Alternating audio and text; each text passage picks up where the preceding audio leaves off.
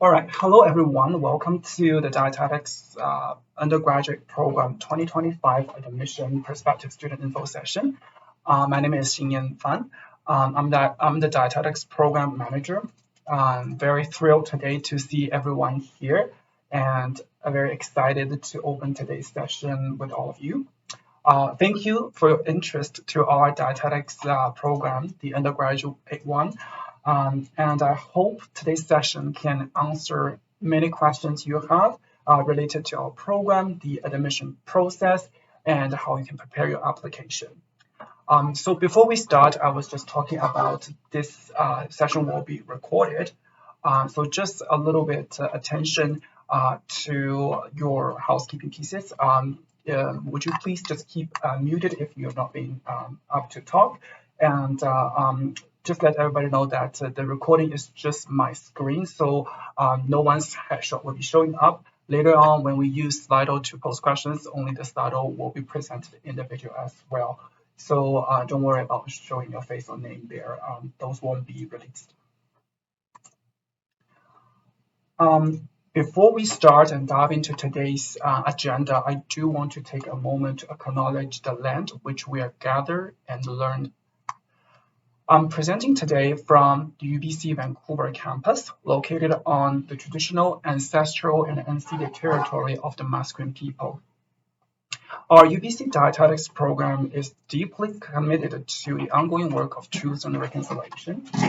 In alignment with UBC's 23-24 Indigenous initiatives, our program integrates Indigenous health, cultural, and safety education with other health professionals across campus. We strive to prepare our future dietitians to deliver inclusive, equitable, and culturally safe care with a strong awareness of historical and intergenerational trauma.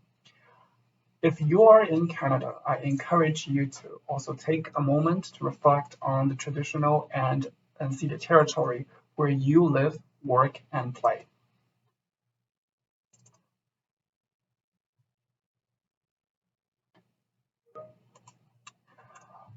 So thank you for everybody for a piece of silence here.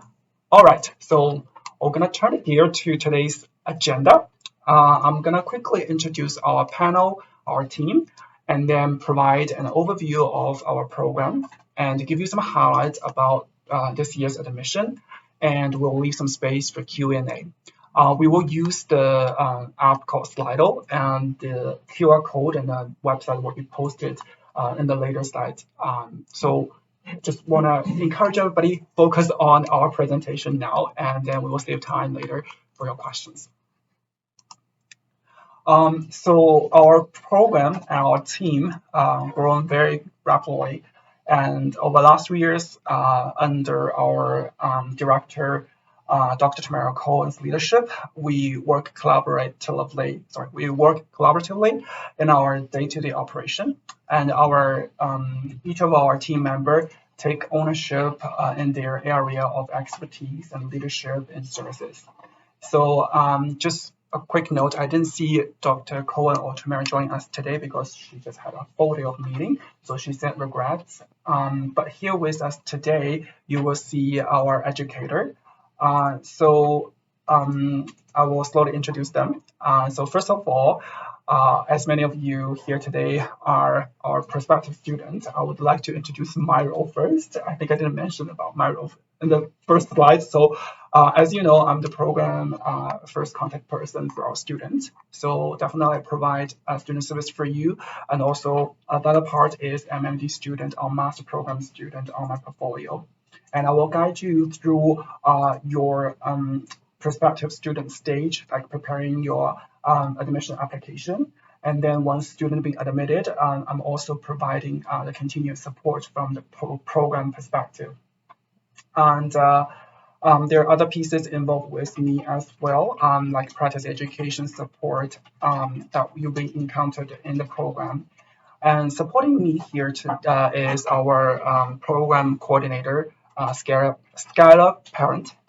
And he's trying to join us today, but he has another appointment, so I send him off as well.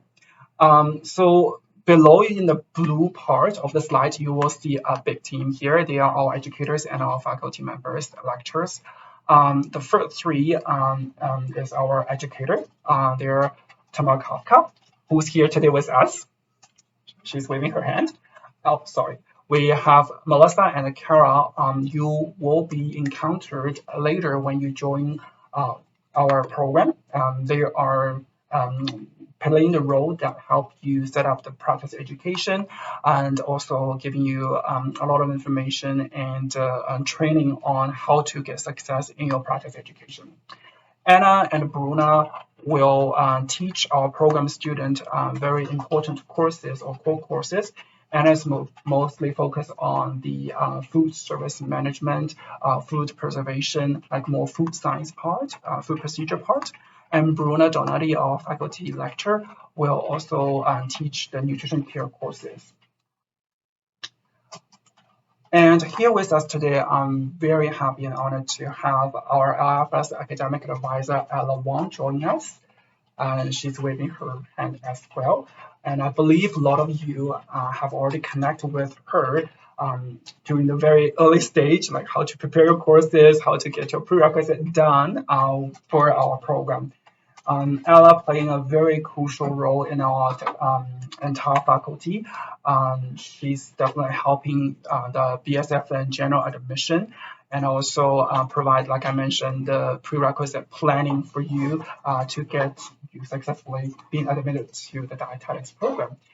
Also, if or some of the audience here today, you haven't been an LFS student yet, probably you play or you take the role as non-degree or unclassified student, as also taking the role to help you get to the course, especially those prerequisite course registered.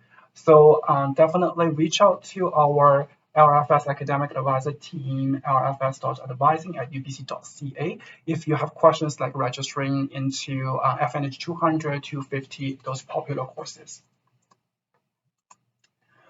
Okay, comes to our overview part of our program. For this slide, I would love Tamar to introduce our program. Hey everyone, thanks for joining us today. I'm one of the educators with the Dietetics program, so we'll be connecting with you quite a bit once you get into the program. So we actually have two programs at UBC, two dietetics programs. One is the undergraduate degree. We call that the BSFN, the Bachelor of Science in Food, Nutrition, and Health, dietetics major. And we have the MND, which is the Masters of Nutrition and Dietetics. So both of the programs are intended and do train our students for the same entry to practice competencies to be a dietitian, which means that when you graduate from either program, you're meeting the requirements to be a dietitian. So that is very similar between both of those. The master's degree has a couple different courses and also does a different research component. Otherwise, they are very similar in their learning outcomes. We also, the placements that you do are similar, actually the same between the two of them. So there's a few differences and there's a lot of similarities as well. What you can see on the screen there is that the program for both the MD and the undergrad has a vision, a mission, and then the values. And the values are embedded in those, what are they called? I don't know how many sides there are. To them, they look like stop signs, but with more sides. Maybe someone can post in the chat what shape they are. Anyways, all of the mission and the vision and value are important because they're integrated into admissions in that we ask you to review them and to consider them and then to hexagons, thank you, Ella, and to integrate them into your application package as well. So just highlighting that we have a vision, mission, and value and encouraging you to really think about them as you apply to the program. Thank you so much, Tamar. Yeah, it's quickly going to our math skill of describing this figure there. Thank you, Ella. Yes, as Tamar mentioned, I would highlight this slide as well. So later on, we're gonna talk about more about like how you're gonna prepare the work, the application, with our vision, mission, and values. So do keep this slide in your mind. Okay, I'm going to the next one, which is the one I love. This is an update this year. So just to get our student a bit preparation and a vision on what is going to happen after you've been admitted to the dietetics program. Not like other programs, I have to say our program is a competency-based training program after you get into year 3. So pretty much all of the courses have been set in stone. A lot of courses, if you're aware, when you're looking into the registration system, they are dietetics only or reserved courses. So we pretty much have a package for you. You don't need to worry about getting into courses or not into courses. But also maybe the cons or not the pro, the con side is that there's not a lot of wiggle room for our program. A lot of students asking like, oh, can we shorten the program if I'm already taking or complete most of the year 3 courses or year 4 courses or being a second year student? Unfortunately, as you see, there are some key pieces in the year that can happen down the road. We're not able to shorten your length of the program. But I would say that maybe your workload will be a bit lighter compared to just year 2 finished student moving to year 3. So starting here, you can see there are a couple stairs. If you are a gamer, I'm not really actually, but I love this idea of like thinking about yourself as the character in Mario. So once you've been admitted into year 3, probably in the summer you will know the result. There's a great spot here. Through years of advising, I slowly find out that maybe it is a good hint to tell a student register your Bio 302 in the summer if you are a summer course goer. Because you can see that you can take this course, of course, in your year 3, but it will definitely unload a little bit of a working load if you are able to do it in the summer. And that's the best time to do it. Honestly, you just need to take one course in the summer in your pre-year 3 time. And then after you starting in September of 2025, you will have a full course load on. Those are listed pieces you need to do into terms of the winter session. And then moving to the summer of 2026, you will have your first placement. As long as you see there is a map of our BC, that means it is the practice education time. And our practice education sites are across BC. So we have to like put the notes here ahead of time that all of the students will be placed out of the lower mainland area to the site to experience different rotations, different needs of our practice education, and gain your competency from the site. And same pattern going on after you finish your first placement, you're gonna return to campus, finish the rest of the campus courses in year 4, and then starting your summer of 2027, you're all the way gonna complete five practice education. Sorry, I'm gonna spit out the prerequisite. It's not. It's 5 practice education placement. As you see, there are management leadership placement in the summer, and you will have 3 more nutrition care and 1 population health placement to complete. Then you get a star, you get the graduation flag, you got to the end of the program, yes, and then we will probably send you off to be a dietitian in the world. So that's pretty much it for our course stairs. So all of those information, it's very visualized here, but you can always find a calendar, which is our program calendar listed here, giving you the full list there as well.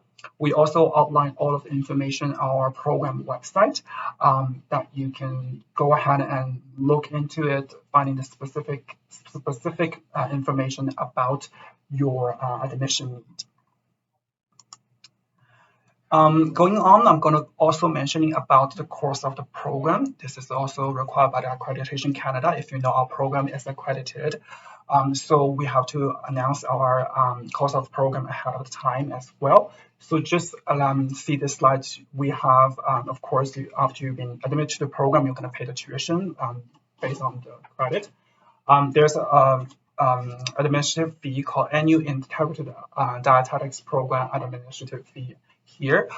You can click on the link and it will lead you to the calendar, UBC calendar. This is an additional cost for program because running a dietetics program does require additional resources and support.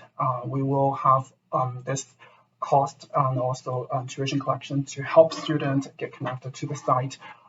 There's other pieces like preceptors connections, preceptors education, and a lot of other initiatives happening in the program. So this is the part, this fee that we are charging.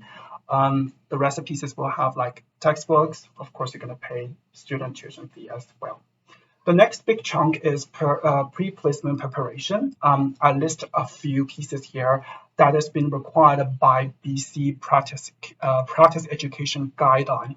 So immunization review, criminal records check, respiratory fitting test, and then violence prevention training courses.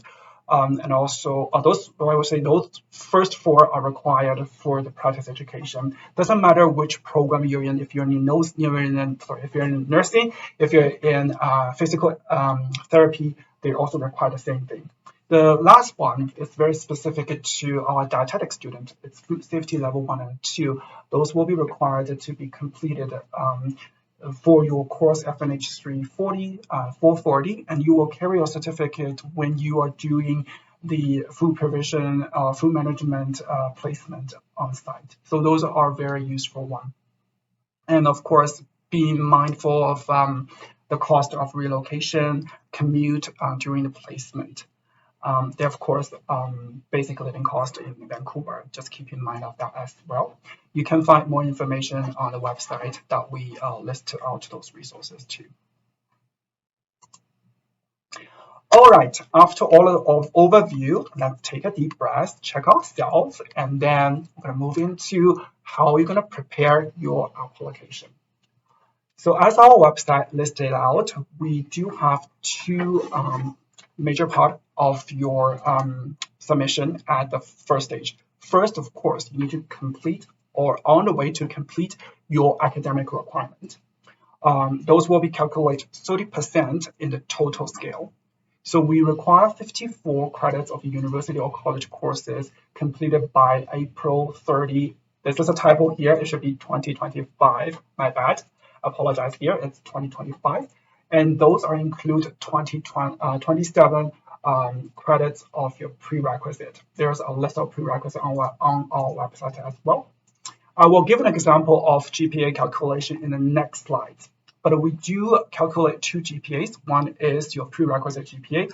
One is the most recent 30 credits. And we take those two and divide it by 2 or take an average. And the minimum standing we're looking for is 70% and above. If you're a student being transferred into UBC or on the way to transfer into UBC being a BSFN student, make sure you check your course equivalency by BC Transfer Guide. As I always mentioned to a lot of prospective students across the board that are interested in both like undergrad and graduate program, there's a major differences on these pieces. If you are thinking about applying into BSFN program, the undergraduate one, your course prerequisite needs to fit it in BC Transfer Guide, and because your credit will be counted towards your degree. This is very different in the way I say in MMD application. So this is pretty much you should check ahead of time. And of course, if you have questions, reach out to advisor like Ella or other advisors in the student services there. Okay, next one, I'm gonna showing you here how I calculate your GPA. Here's an example that I listed out a student. All of the things just make up. It's not from any of previous application. It's just what I make up. Because, for example, no one gonna complete LFS 250 in the first term. So just put the grades there. On the left side, you see a table that I list out a couple courses there that a student finished by the end of this term, the time they have all the grades on hand. The highlighted pieces are our prerequisite. So you can see a formula at the first one.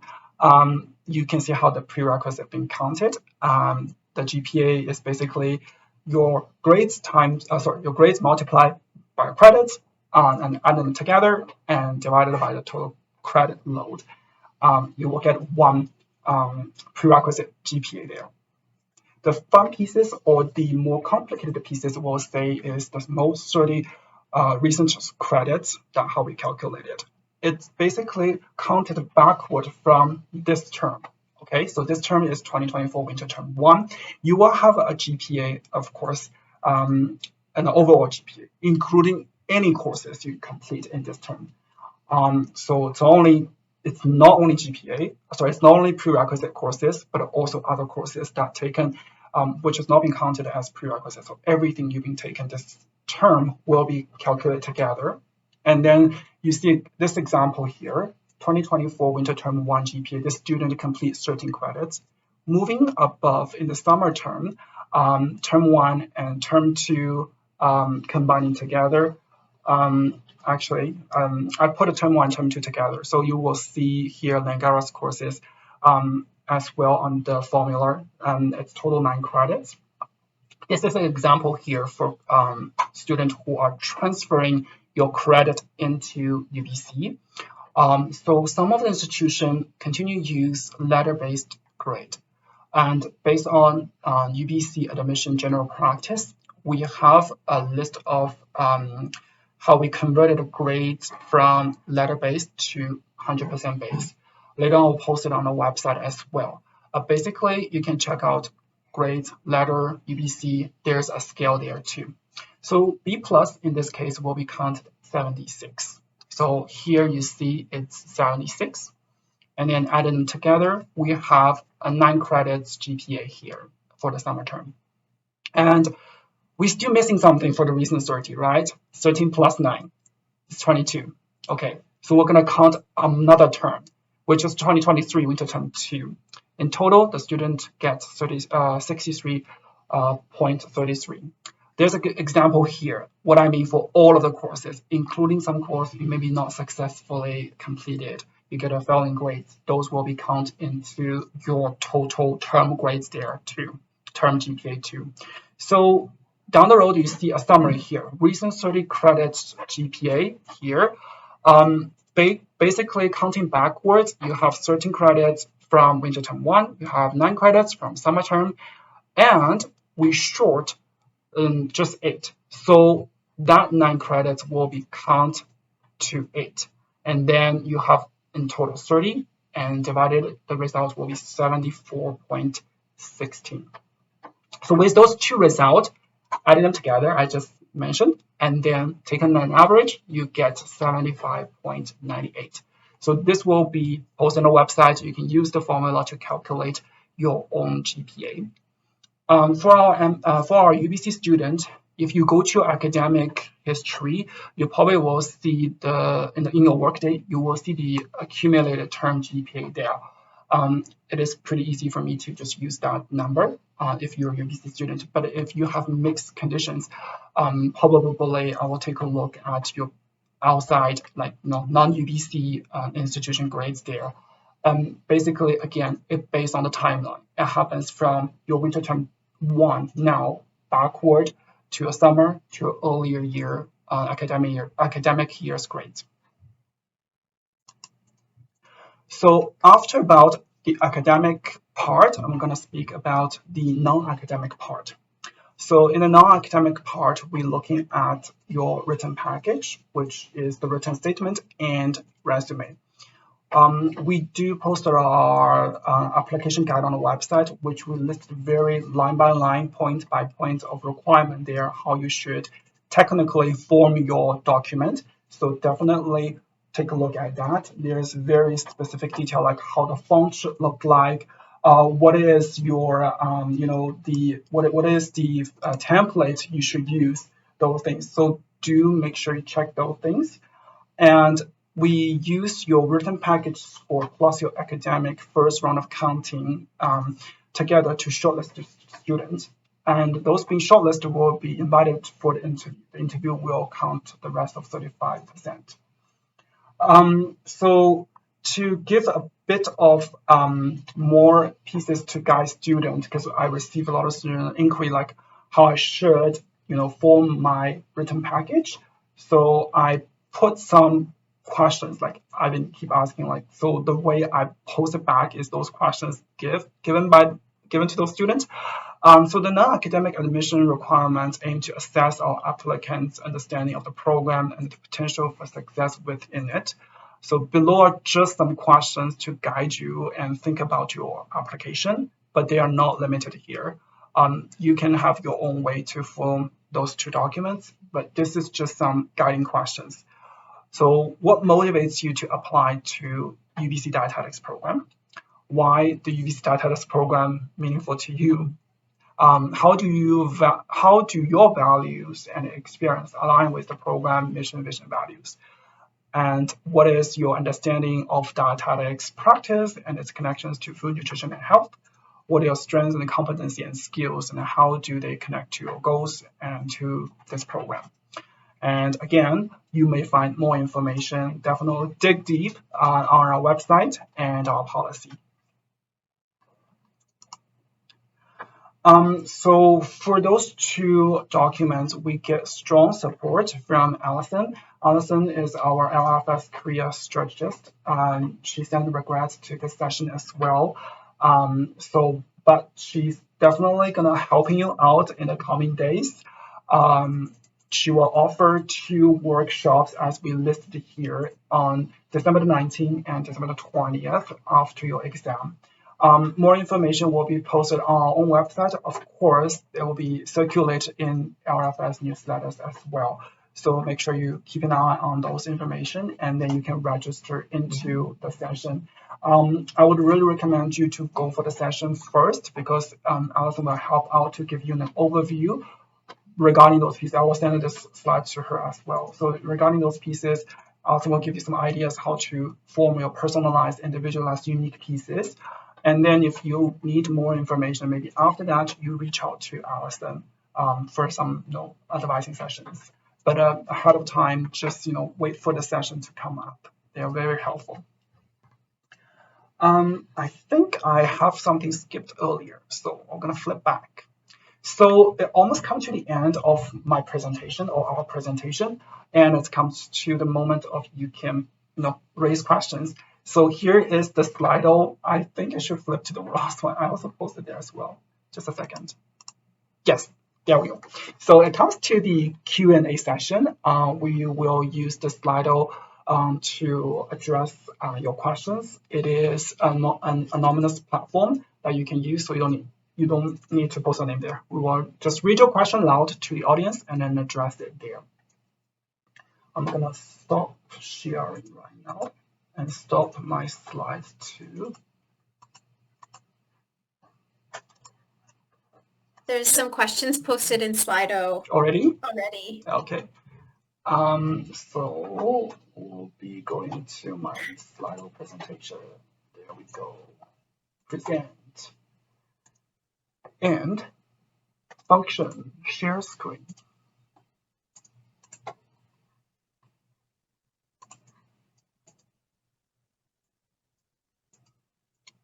Cool. Okay. Tamara is helping me looking at the back end. So Tamara, pop out if you feel like there are some great questions in the back end, because the function of the Slido is if you sum up the question, it will go to the very top. But Tamara's watching the back end. In case there's very important or great questions that we should address, just shout it out to Tamara. All right, we'll start with the first one. If we are not able to get into the dietetics program, are there other pathways to becoming a registered dietitian? Great question. Tamar, do you know any other options? Yeah, so there are a variety of dietetics programs at other universities across Canada too. So if you're talking about the dietetics program at UBC, then it is the only option to get to become a dietitian in BC, but most, if not all, provinces do have a program. And you can also apply multiple years. So we have lots and lots of applicants who apply second time, third time round, and work on their application package. It's quite common. Yes, thank you, Tamar. And as I mentioned, the program has been accredited. So You can go ahead to Accreditation Canada. You can Google Accreditation Canada Dietetics. So all across Canada's program which being accredited have been listed there too. We have BSFN students complete their BSF degree and also apply to MMD degree as well. So there's multiple ways that you may try. Like Tamar mentioned, if you not get into this year, try next year too. We do encourage you. Okay, the next question. Are there specific extracurricular activities that admissions are looking for in applications or in applicants? As I mentioned, that the overall guidance is what we posted earlier in the slides. I'm getting questions for you. They are also like an overarching pieces been listed in the admission guide there. So I won't say we have looking for a specific one. It is more we're looking for transferable skills, your experience that reflecting on those questions that we're talking about, the connections that you have and think about mission, vision, value of our program, those pieces. Tamar, do you have anything to add on to this question? Yeah, I think you've summarized it really well. We're really looking about those transferable skills. So we have such a diverse range of applicants, and there's really like there's not one standard that you have to have these experiences per se. It's more how you take the experiences you have and kind of translate them into what would make you a great candidate for the program. Yes, exactly. Thank you. What is the competitive average to get in? Like what average should we aim for and what was the average of applicants that got in? So we have a very competitive pool there every year. And I can quickly provide a statistic count in the end, but this is not what I want to really highlight in the entire application process. The reason we don't really talk about this is because we want a student to have a balance out of the pieces that you're looking for. If you see the scale of our application, it's 30% plus 35% plus 35%. So your academic average is just, converted into 30%, and the rest of 35% that in the first stage is looking for your application built out there.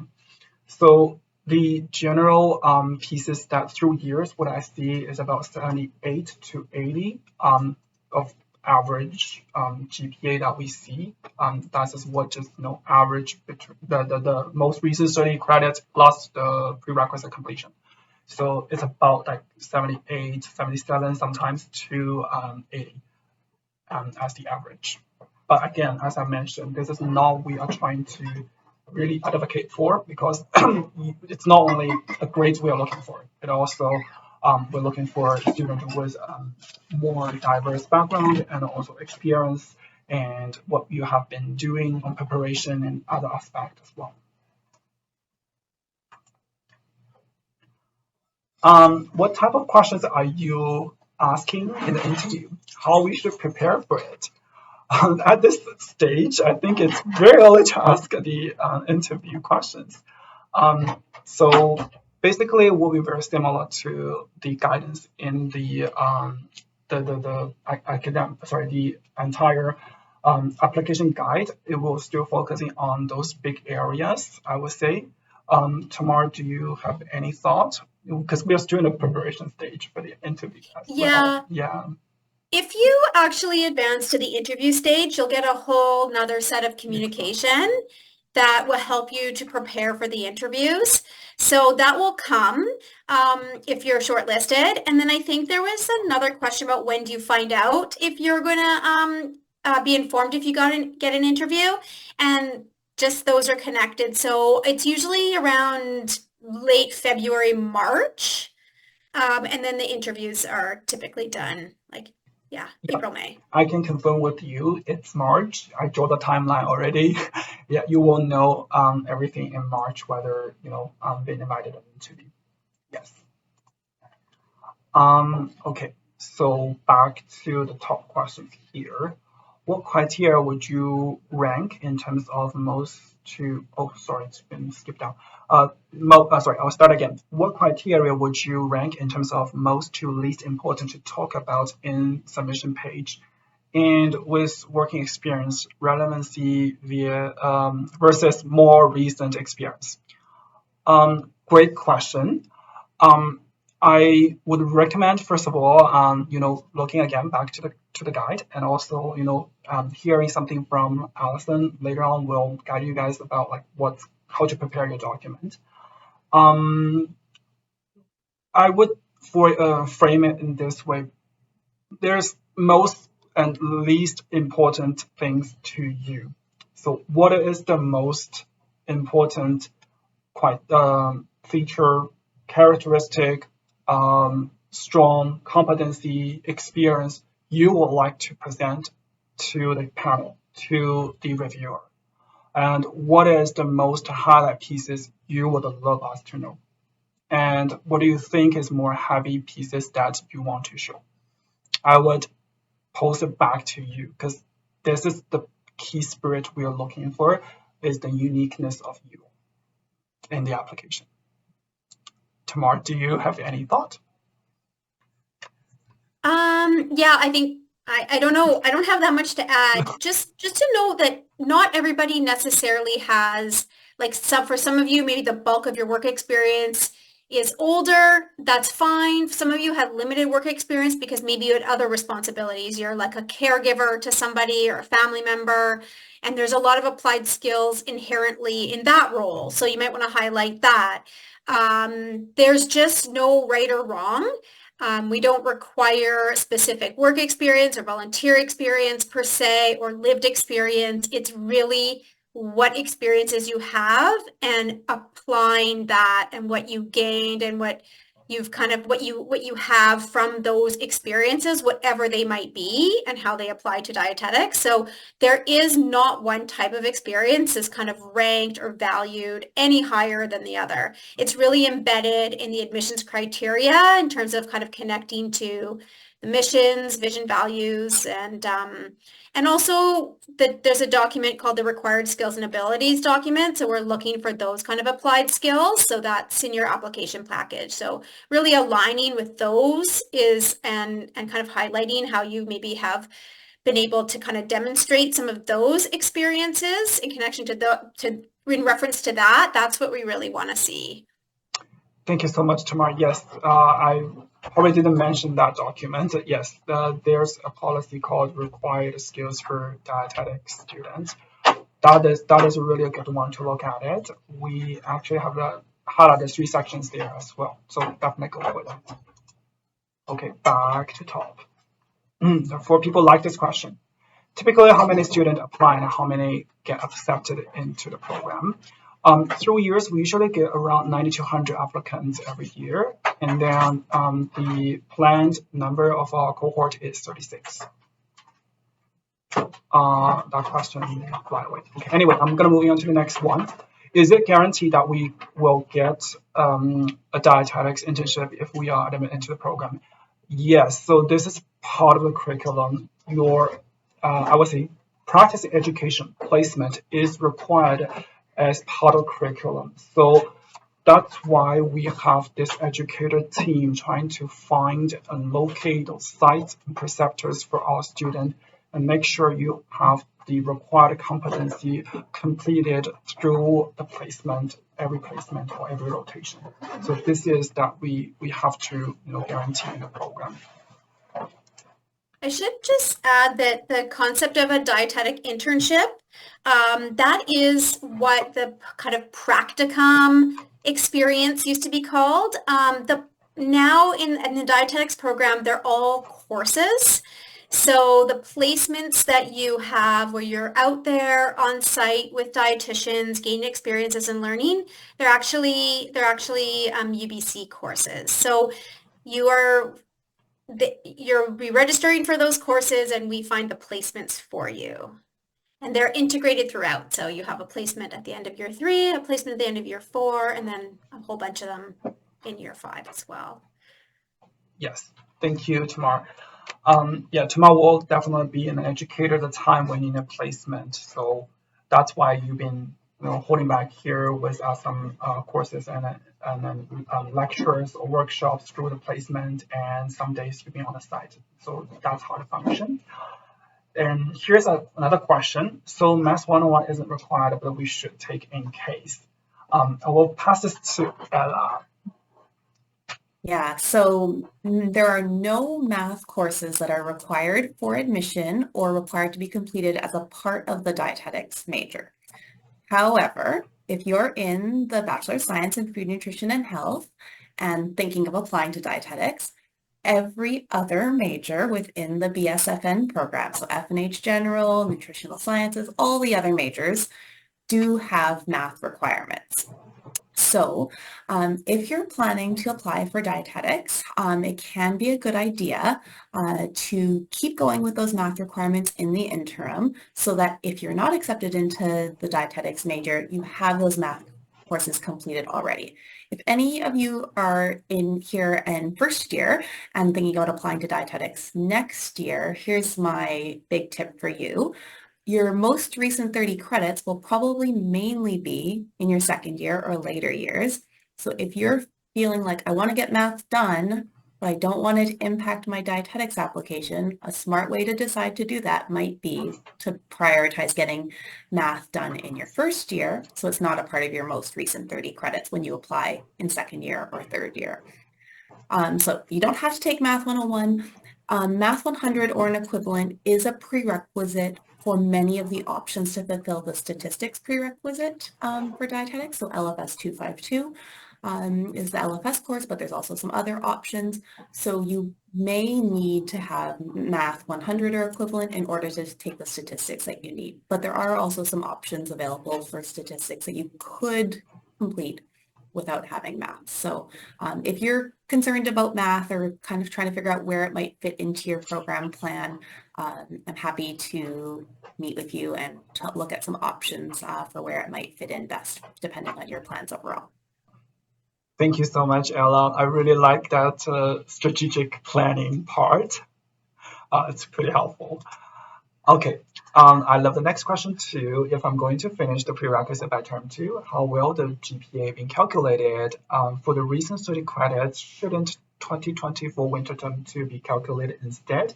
Great question. So you see the timeline maybe not very clearly listed out, but I will state again. In March 2025, we will shortlist the student to interview. So by that time, must be a measurement to do a shortlisting. So there will be a round 1 calculation of your GPA, which is happening after the application being closed in the end of January. So my entire February is doing the mathematics games there just to see everybody how you complete up to date. So you will have your term 1, this term's grades, prerequisite, and also all the way backward, of course. And those being shortlisted student then will take the interview. And then after the interview, the shortlisted candidates, you probably will finish everything by the end of April 30th. And there will be a round 2 GPA calculation and will happen in the beginning of May. By that time, I will putting on your term 2 GPA of the prerequisite GPA and adding on term 2's term GPA. So again, the recent 30 credits will be counting again, starting from winter term 2 of the 2024-2025 academic year, so next year, and then counting backwards. The method is the same as I listed earlier in the formula. It's just the furthest one, the very further one, will be the final term to fill in the missing credits of the 30. So that's how it's been worked out. I hope it's been clear. Is the program placement paid or is it volunteer work to gain experience?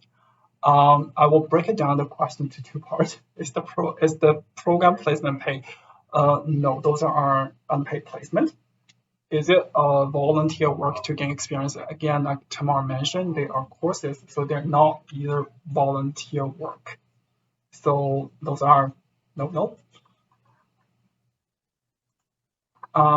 Just looking at the time, so just keep short and then going through all of the questions as much as we can. Are we able to apply to the MMD, that's not major, the MMD program, if we graduate from the general FNH major instead of, instead of the undergraduate dietetics major? Love this question. So if you graduate from FNH general major, you probably can take a quick look at MMD's prerequisite. You'll probably already finished them, but we do have a different level of requirement. Like each of the prerequisites for MMD, you need to complete 72 or above. So definitely, if you are FNH graduate, you are eligible to apply MMD if your academic achieved as what we required.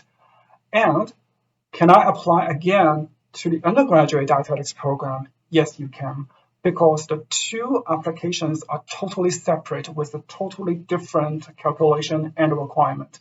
So as our FNH graduates, you may be benefit in applying both stream. So as I mentioned, it is you probably will pay twice in the application fee, what I foresee. But the timeline is also being different. The MMD's application will be closed in 2 days. This Friday, 15th, we will close next September's intake.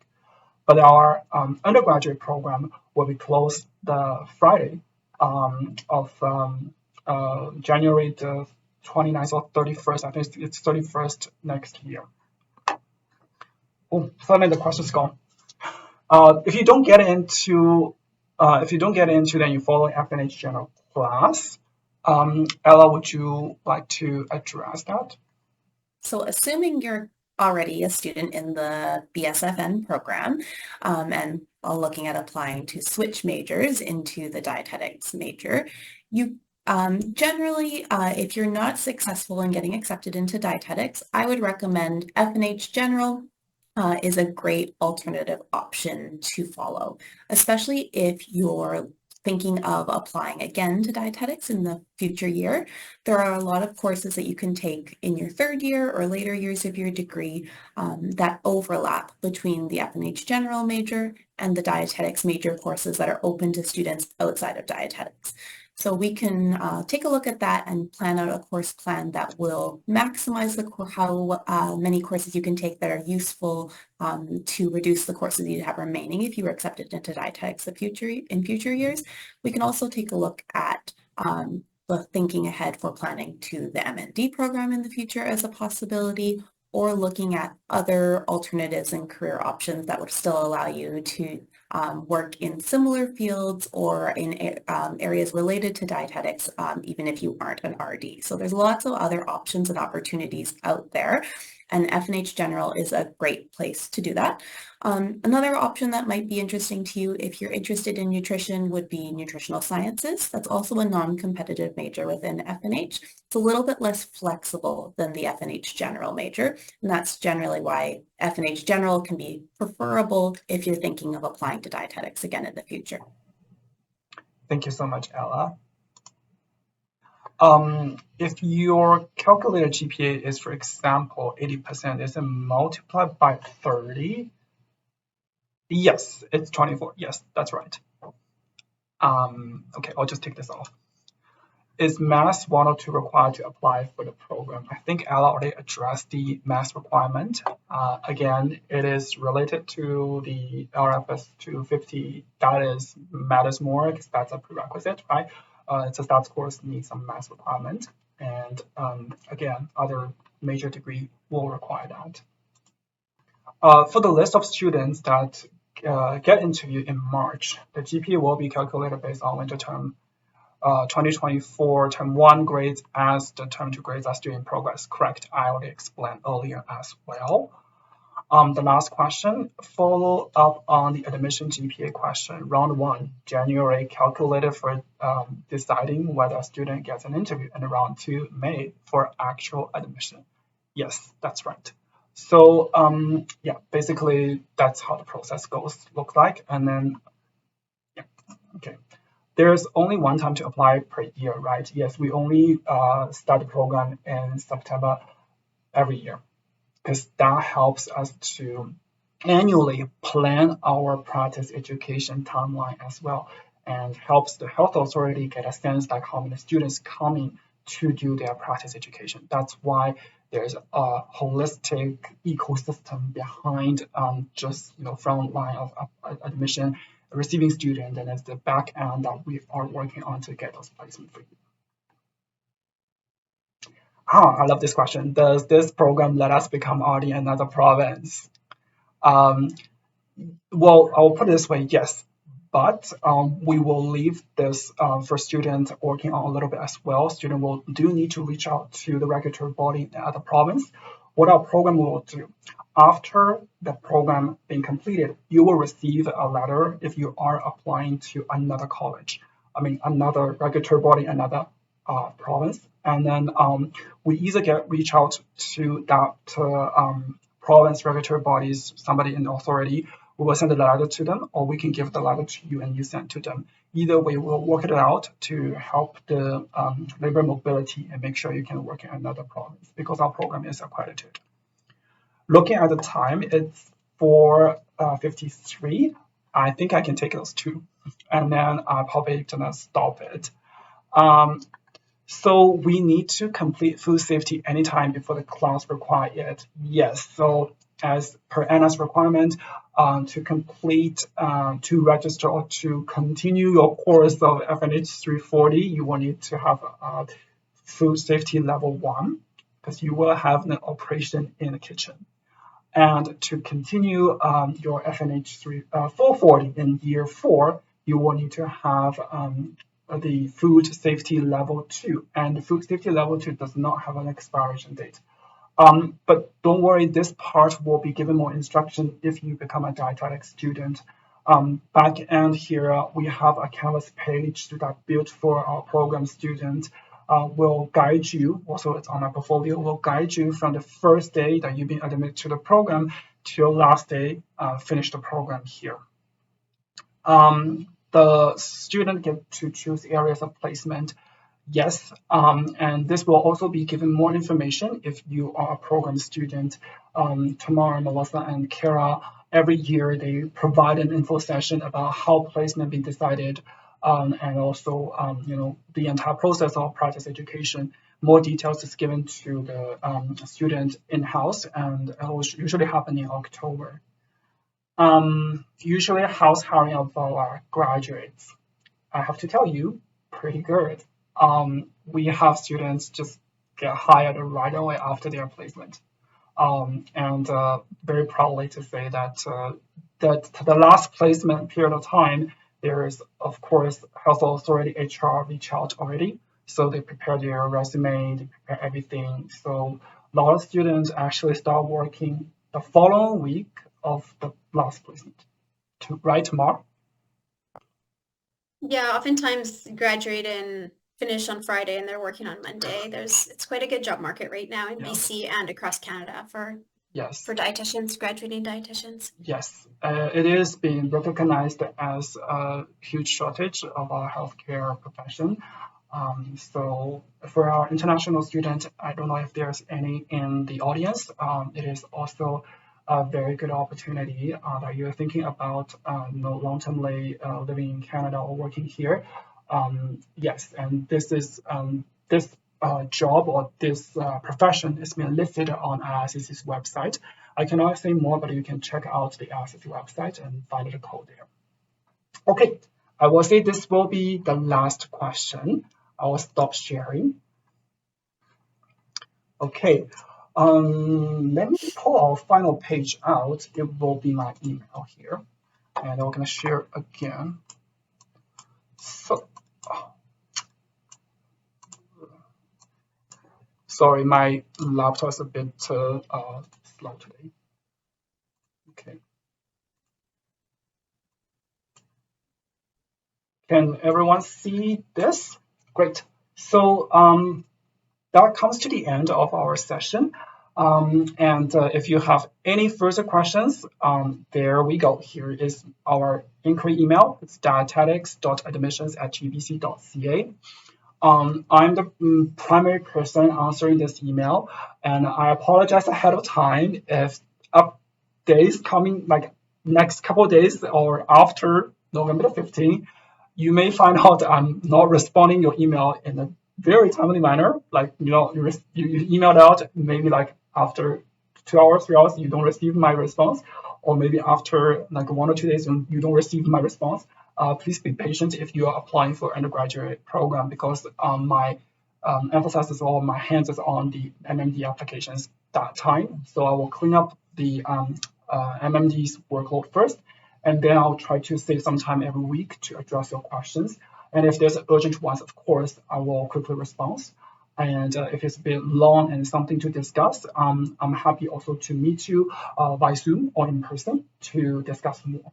So if you have any further questions, feel free to shoot your email to dietetics.admissions@upc.ca. Thank you so much for your participation. On behalf of the team, we really appreciate your attention to our program. And thank you, Ella. Thank you, Tamar. Be here with us for the last of an hour.